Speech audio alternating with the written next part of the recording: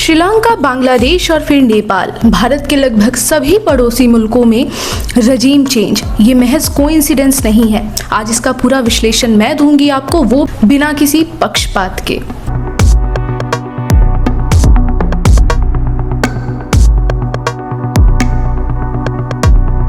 सबसे पहले बात करते हैं नेपाल की। प्रोटेस्ट का परमिशन भी सरकार ने ही दिया था और सरकार ने ही गोली चला दी। प्रोटेस्टर्स जो थे वो पार्लियामेंट को अटैक करने लगे थे, प्राइम मिनिस्टर के घर में घुसने की कोशिश की, पूरा देश जलने लगा। इसको रोकने के लिए रिटेलिएट करना पड़ा और मासूमों को गोली लग गई। पर ये तो वही बात हुई कि घर में लड़ाई हो और तुम विरोध के नाम पर घर ही फूंक डालो। तो माफ करना, आपको अपने देश और मिट्टी से भी कुछ खास मतलब है नहीं। अब बात करें सरकार की, तो नेपाल में करप्शन अपनी चरम सीमा पर था। गरीबी, अनएम्प्लॉयमेंट, सबसे लोग परेशान हो गए थे। चाइना के इन्फ्लुएंस में नेपाल की स्थिति और बदतर थी। लोगों में गुस्सा था और वो सोशल मीडिया का यूज करके नेपाल के मिनिस्टर्स को एक्सपोज करने लगे, उनकी लाइफस्टाइल दिखाकर। लोगों का कहना था कि देश में इतनी गरीबी है तो इनके पास इतनी लग्जरी कहां से आ रही है। इसके बाद सरकार ने 26 social media apps including Facebook, Instagram, YouTube और एक्स को अल्टीमेटम देने के बावजूद रजिस्टर ना करने के लिए बैन कर दिया। इसी के जरिए उन्होंने सोशल मीडिया को कंट्रोल भी करना चाहा और जाहिर सी बात है कि जनता में आक्रोश बढ़ेगा ही। तब उन्होंने चाइनीज ऐप टिकटॉक और वीपीएन का यूज करके कनेक्ट किया और हामी नेपाल के फाउंडर सुदान गुरुङ के लीडरशिप में प्रोटेस्ट ऑर्गेनाइज हुआ।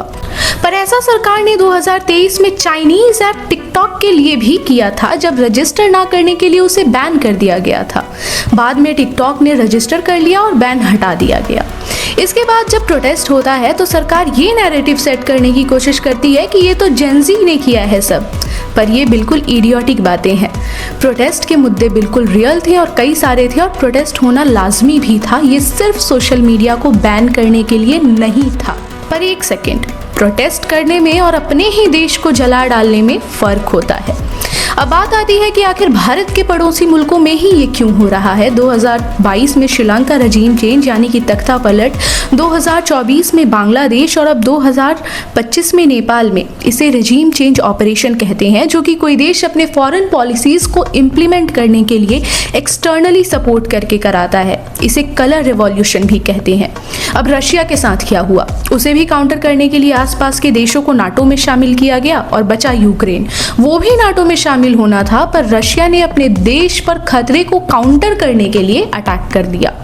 अब साउथ एशिया में चाइना का इन्फ्लुएंस तो है ही, एक हद तक रशिया का भी है।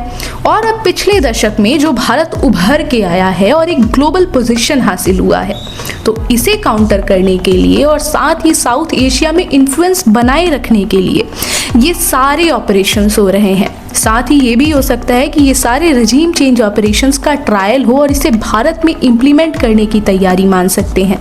ऐसा एक सिचुएशन हम किसान आंदोलन के समय देख भी चुके हैं। अब हमारे भारत के कुछ बहुत होशियार लोग कह रहे हैं कि हम भारत में भी ऐसा करेंगे। राजनीति से दूर हटकर सोचो कि 10 साल पहले भारत क्या था और अब क्या है, और ऐसा होने से फायदा किसका होगा। और अगर तुम अपने देश को फूंकने की बात करते हो तो तुम्हें अपने देश से कोई प्यार नहीं है। खैर, लोग अब जिसे नेपाल का पीएम बनाना चाहते हैं उनका नाम बलेन्द्र शाह है, जो कि काठमांडू के मेयर हैं। और ये वही है जो नेपाल के मैप में उत्तराखंड, बिहार, यूपी, दार्जिलिंग, सिलीगुड़ी जैसे क्षेत्रों को दिखाते हैं। कुल मानकर चलो कि नेपाल में चाइनीज इन्फ्लुएंस हो या अमेरिकन इन्फ्लुएंस हो या फिर बलेन्द्र शाह जैसे लोग हों, ये नेपाल और भारत के संबंधों के लिए ठीक नहीं है। आपको क्या लगता है कि नेपाल का नेक्स्ट पीएम कौन होगा और भारत नेपाल के संबंध कैसे होंगे? हमें कमेंट करके ज़रूर बताएं और ऐसी ही और वीडियोस के लिए चैनल को सब्सक्राइब ज़रूर करना।